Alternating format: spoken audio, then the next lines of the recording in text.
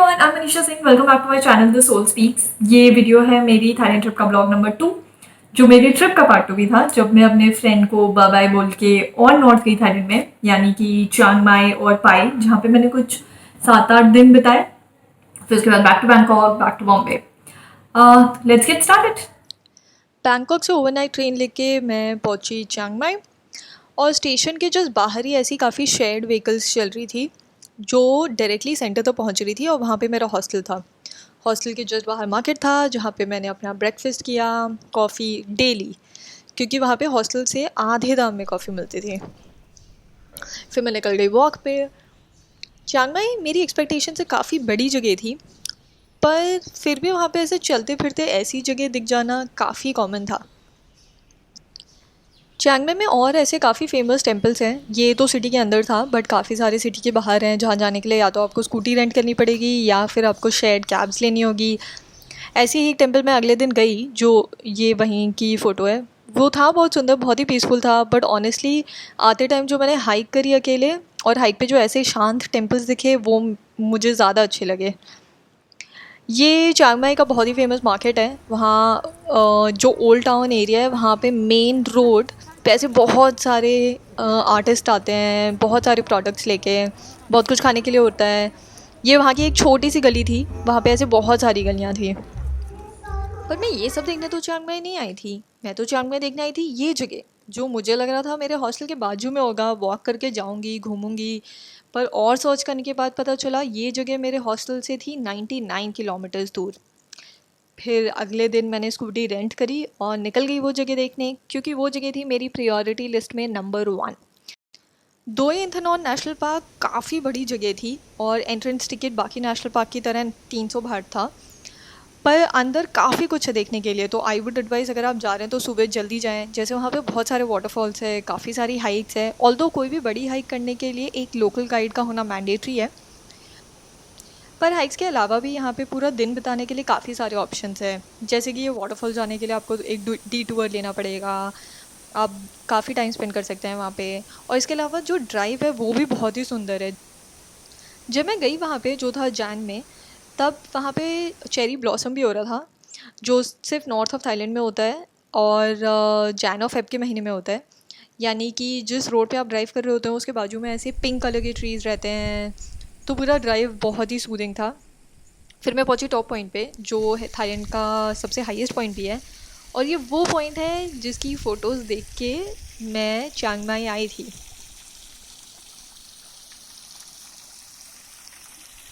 मतलब है ना सुंदर, एकदम ही पिक्चर परफेक्ट जगह थी। ऐसी जगह जो आई थिंक जनरली हम लोग कैलेंडर्स पे देखते हैं या पोस्टर्स पे देखते हैं, और एकदम फ़ोटोशॉप लगती हैं ऐसी जगह।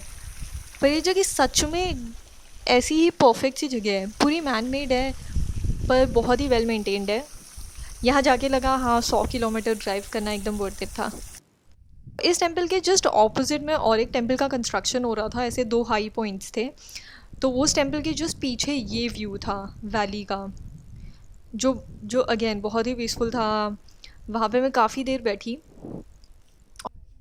मेरा बहुत मन था कि मैं सनसेट के लिए रुकूं। ये जगह जो दिन में इतनी सुंदर दिख रही थी, वो सनसेट कलर्स में तो और कितनी अच्छी दिखती। लेकिन अनफॉर्चुनेटली मुझे 99 किलोमीटर्स अकेले ड्राइव करना था। आते टाइम मैं इतनी बार रुकी थी मैप्स देखने के लिए कि मुझे मालूम था जाने में तो मुझे और ज़्यादा टाइम लगेगा। अंधेरा हो चुका था, और मुझे डायरेक्शंस तो ध्यान रहते नहीं हैं। थैंकफुली अगले दिन मैं जहाँ जाने का मैंने डिसाइड किया, वहाँ पे हॉस्टल से और एक बंदे को जाना था, तो मैंने चाबी उसी को दे दी और आराम से पिलियन राइड एंजॉय करी। और बहुत सारी जगहों की तरह वो व्यू पॉइंट से बेटर एक्चुअली वहाँ जाने का रास्ता था। रास्ते में हमने काफ़ी सारी एलिफेंट सेंचुरीज क्रॉस करी, जो थाईलैंड की बहुत पॉपुलर टूरिस्ट अट्रैक्शन है। पर मुझे एनिमल एक्टिविटीज़ में कुछ खास इंटरेस्ट नहीं है, थैंकफुली मेरे फ्रेंड को भी नहीं है, तो हम चलते रहे। पर एक जगह हमें ये सेंचुरी बाहर से देखने मिली। ये एलिफेंट एक चेन से अटैच्ड है। ऐसे और 2 एलिफेंट हमें दिखे, जो एक छोटे से एरिया में चेन से बंधे हुए थे। बहुत सारी सेंचुरीज़ ऐसा क्लेम करती हैं कि वो बहुत ही ह्यूमेनली ट्रीट करते हैं एनिमल्स को, बट अगर आप ऐसी एक्टिविटीज़ में इंडल्ज होने का सोच रहे हैं तो please do your homework properly. अगले दिन मैं और एक टाउन के लिए निकली, जिसकी जर्नी काफ़ी ख़तरनाक थी। मुझे नहीं मालूम था कि ये जर्नी में कुछ 750 हेयर पिन बेंस है। मुझे पूरे रास्ते उल्टी आ रही थी। इवन तो मेरे पास बहुत सारी ऑरेंज कैंडीज़ थी बट कुछ काम नहीं कर रहा था except for this sunset view for some time. ये जगह थी पाई। पाई एग्जैक्टली वैसी जगह थी जैसा मैंने चियांग माई को इमेजिन किया था। तो ऑफकोर्स वहाँ जाते मैं बहुत ही खुश थी। ऑल्दो मैं रात को पहुँची और उस दिन करने को कुछ नहीं था, बस मैं मार्केट में वॉक कर रही थी। बट मार्केट के साइड में भी एक ऐसी स्ट्रीम थी जहाँ पे मैं काफ़ी देर बैठी। अगले दिन मैंने हॉस्टल से ही स्कूटी रेंट करी और घूमने निकली। पाई एक छोटी सी जगह है जहाँ पे आप चाहो तो वॉक कर सकते हो या फिर स्कूटी लेके कहीं भी घूमने निकल सकते हो। सीरियसली बहुत क्वाइट सी गलियाँ हैं, छोटे छोटे पॉन्ड दिख जाते हैं और बहुत भीड़ नहीं है, कहीं पे भी बैठ सकते हो शांति के लिए। और बहुत ही प्यारे प्यारे कैफ़ेज़ हैं। ये ऐसे ही एक आर्ट कैफ़े का एंट्रेंस है जहाँ पे कुछ डिजिटल नोमैड्स काम कर रहे थे। मतलब ऐसे क्यूट डॉग तो दिख ही जाते हैं घूमते घूमते, पर पाई स्पेशल था। पाई में मुझे ऐसे चलते फिरते सिर्फ डॉग्स ही नहीं, ऑस्ट्रिच भी मिले। और ऐसे ही घूमते घूमते फिर मेरी एक दोस्त भी बन गई जो खुद भी स्कूटी पे घूम रही थी अकेले। तो हम फिर एक साथ घूमने लगे। ये वीडियो है पाई कैनियन की, जो पाई में one of the most popular tourist attraction है। काफ़ी भीड़ रहती है लेकिन फिर भी आई वुड से कि it's still very beautiful, it's definitely worth a visit. ऐसे बहुत सारे रिजेस हैं लेकिन क्योंकि मैं बहुत ही क्लमजी हूँ, मैं मेन पॉइंट पे ही बैठी रही। फिर अगले दिन मैं मेरी दोस्त ऐसी पाई की काफ़ी सारी बाकी अट्रैक्शंस घूमने निकले, काफ़ी सारे फ्रूट्स ट्राई किए। और शाम को हम हमेशा मार्केट पहुंच जाते थे क्योंकि वहाँ पे खाने के बहुत ऑप्शंस थे। और फिर खाने के बाद हम वही स्ट्रीम के बाजू में बैठ के घंटों तक बात करते थे।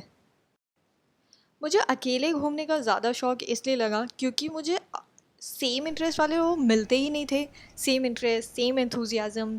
पर मेरी ये जो नई दोस्त बनी थी पाई में, ये मुझसे भी ज़्यादा एनर्जेटिक थी। ये सुबह 5 बजे रेडी हो गई क्योंकि हमने उससे पहले दिन डिसाइड किया था कि हम सनराइज़ देखने जाएंगे, जो हमारे हॉस्टल एरिया से काफ़ी दूर था। और सुबह बहुत ठंड हो रही थी और मुझे नहीं लग रहा था वो उठने वाली है, पर वो उठ गई। इनफैक्ट उसने मुझे भी उठाया और हम गए ये ब्यूटीफुल सा सनराइज़ देखने। और ये मेरा लास्ट सनराइज़ था थाईलैंड में क्योंकि अब टाइम आ गया था वापस मुंबई जाने का। जिस जॉब ने मुझे अलाउ किया था कि मैं थाईलैंड ट्रिप पे आ पाऊँ और इस तरह घूम पाऊँ, उसी कमिटमेंट ने मुझे फोर्स किया कि मैं इतनी प्यारी जगह छोड़ के वापस मुंबई चली जाऊँ। पाई मुझे बहुत ही स्पेशल जगह लगी। वहाँ पे खाने के लिए ऐसे व्यूज़ होते थे। और चियांग माई की तरह पाई में भी वीगन खाने के काफ़ी सारे ऑप्शंस थे, इवन स्ट्रीट फूड में। और घूमते घूमते ऐसी अर्थ चिप्स दिख जाती थी जिसमें ऑफलेट में काफ़ी इंटरेस्ट ले रही हूँ। और ऐसी बैठने की जगह जहाँ इंसान घंटों तक बैठा रह जाए, टाइम का पता ही ना चले। पाई की वाइब्स एकदम वैसी थी जैसी मुझे घूमते हुए पसंद है। और अगर लाइफ ने अलाउ किया तो मैं वापस जाना चाहूँगी, पर इस बार 2-4 दिन के लिए नहीं, अब मैं तसल्ली से रुक के आऊँगी। So that's all the footage that I have from Thailand, my last trip. अगली ट्रिप पता नहीं कब होगी फिर। Coming to further information on travelling to Thailand, मैंने पूरे ट्रिप पे जो 2 हफ्ते की ट्रिप थी उस पर कुछ 35,000 स्पेंड किए। पर ये न्यू ईयर्स की ट्रिप थी तो फ्लाइट्स यूजुअल प्राइसेस से थोड़ा ज़्यादा एक्सपेंसिव थी। और क्योंकि ये मेरी बर्थडे ट्रिप पे थी तो मैं खुद भी सबसे सस्ते ऑप्शन नहीं चूज़ कर रही थी when it came to stay, choosing a mode of transport. तो I did go with that mindset. दूसरा, for anybody who's watching and intends to go to Thailand whenever we can, two things that I would want them to know is one, it was in Thailand that I realized कि India, even though हमारी population इतनी ज़्यादा है, in terms of plastic usage हम काफ़ी better कर रहे हैं थाईलैंड से। जैसे कि यहाँ पे इवन मेरे ग्रोसरी स्टोर में, जो बहुत ही छोटी सी ग्रोसरी स्टोर है, वो ग्रोसरीज पेपर बैग में देते हैं। स्ट्रीट शॉप्स पे भी अब वो वुडन कटलरी देते हैं।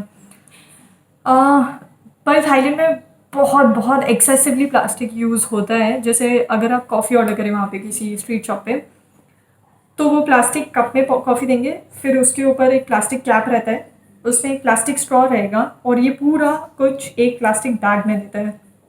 और खाने में भी ऐसे ही सिस्टम है, हर जगह प्लास्टिक कटलरी रहती है। तो I would strongly recommend that you do carry your cutlery if you intend to go to Thailand. और एक चीज़ कि थाईलैंड में कुछ साल पहले तक एक बहुत पॉपुलर टूरिस्ट अट्रैक्शन था टाइगर टेम्पल। ऑल्दो काफ़ी सालों से उनकी प्रैक्टिसेस पे क्वेश्चंस उठ रहे थे, even though it was being run by monks, but 2016 में वहाँ पे एक रेड हुई थी जिसमें ये प्रूव हो गया था कि वहाँ पे काफ़ी सारी इलीगल एक्टिविटीज़ हो रही थी।